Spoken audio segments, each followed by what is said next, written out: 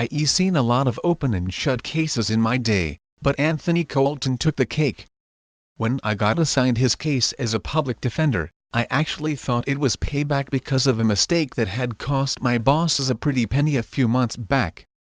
You see, all the evidence proved without a shadow of doubt that Anthony killed his whole family. The security footage from his closed-circuit network showed everything happen in excruciating detail. How he stabbed his wife first and then used a pillow to asphyxiate his two girls. Even though there wasn't any audio on the feed, watching the struggle his family put up to fight back was the most difficult thing I have ever had to see in my entire career. After reviewing the notes taken by forensics and talking with the DA, I was finally ready to meet my client. The man in the waiting room painted a different picture than the one I had just seen on screen. He was trembling, his eyes darting suspiciously around the room. He was afraid. "Mr. Colton? I'm your attorney, Leo Ross." Thank God. I was starting to think this was a setup too. "You not wearing a wire, are you?" No, I can tell." "You safe?" "Good. Maybe there's still time." "Low down there, one thing at a time." "Just what exactly are you talking about?"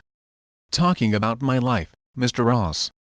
The state wants to lock me away for good, but if I do that, oh God. What will happen to them?" Not making any sense." "What will happen to who?" "Why, family. Dear God, I have to find them and save them." I stared at him for a good long minute before I finally answered back. "Mr. Colton, your family is dead." "Oh. No.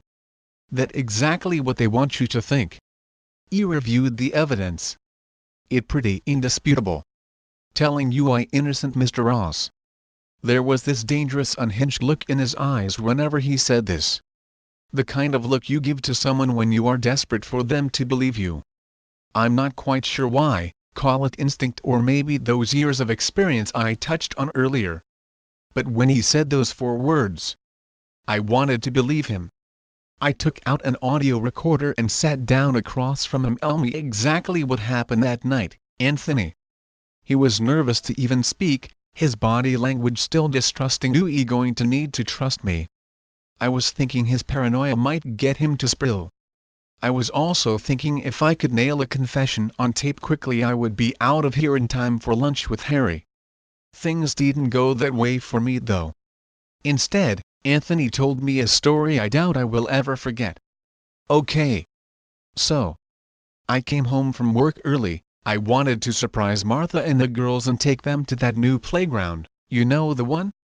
It opened up over there on 7th and Broad. Anyway, when I got to the house I noticed something was wrong right away. I don't really know how to describe it. But something felt off, you know? But I tried to shrug it off. I went inside to the den, and saw the girls playing video games. Martha was in the kitchen. Except, and this is the part where no one believes me, I know that they weren't my family. I didn't say a word. I was too worried that if I did I might freeze up the story he was giving me. Oh, don't get me wrong. They acted like my family. But I knew. For one thing, Martha wasn't surprised about me coming home early. And for another, the girls didn't want to go to the park. I told them that was fine and went upstairs to grab a shower. Man, I must have stayed in that bathroom for an hour trying to figure out what to do. Did I run? Call the police? I mean, what would I even say? Hello, I think my family isn't my family. They would laugh it off. Stay on point, Mr. Colton. What happened next?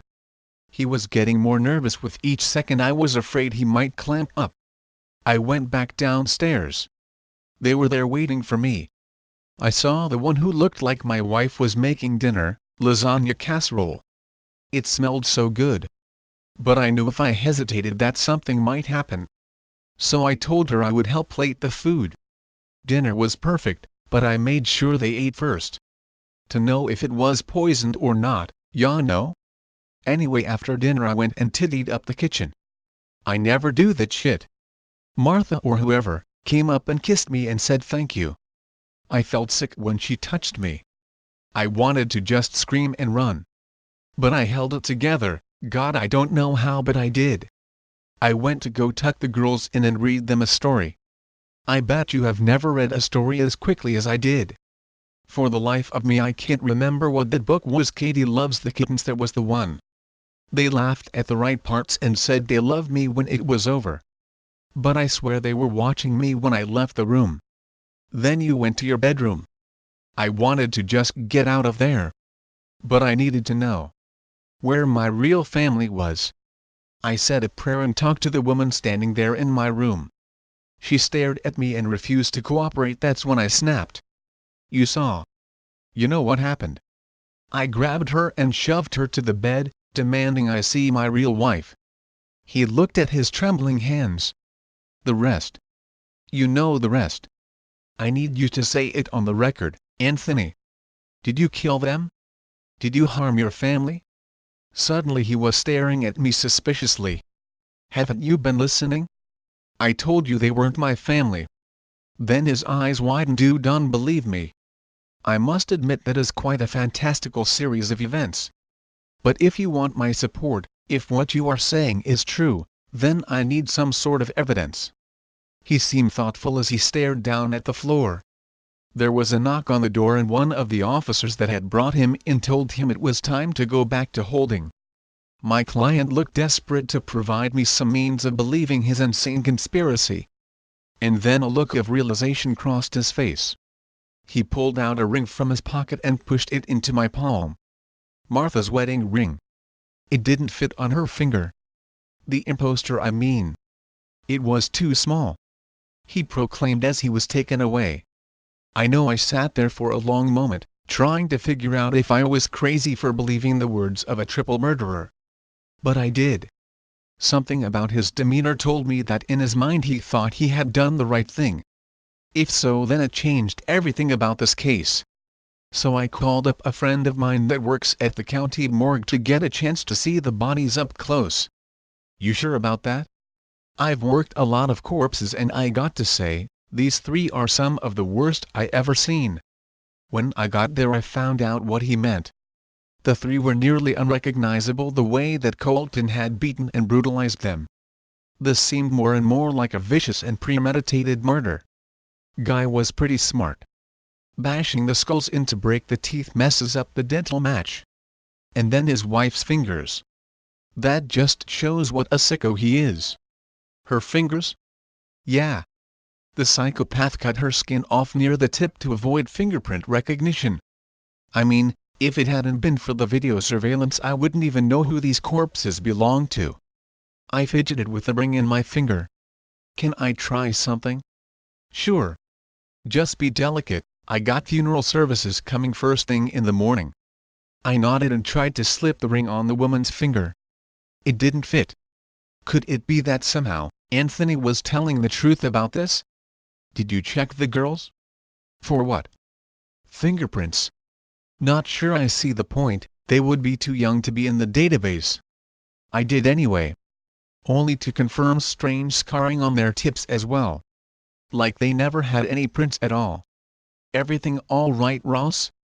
I slipped the ring back into my pocket, the room suddenly feeling a lot colder. Yeah. I probably need to get going though.